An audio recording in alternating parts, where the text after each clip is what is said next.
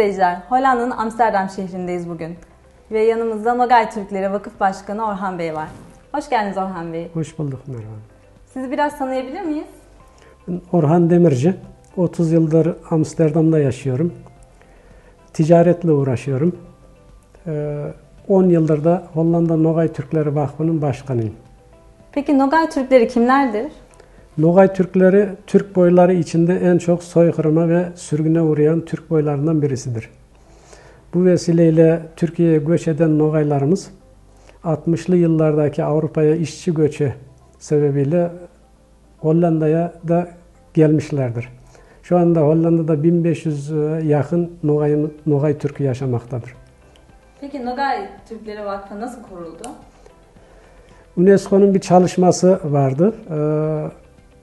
Önümüzdeki 100 yıl içinde bir çalışma olmazsa kaybolacak diller, kültürler arasında yer aldığımızı listeye koydular. Biz de bundan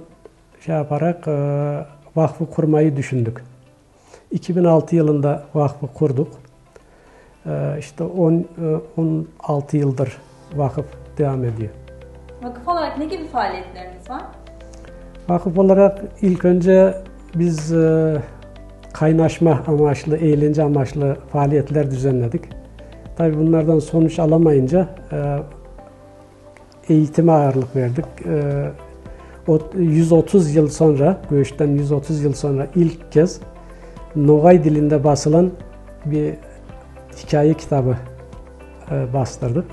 Bunun akabinde Nogay Türkçesi Grameri diye yine bir Türk Evi'nin katkılarıyla bunları yaptık. Bunlardan sonra gençlerimize ağırlık vermeyi düşündük.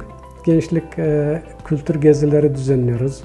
Gençlerimize futbol turnuvaları, voleybol turnuvaları yapıyoruz.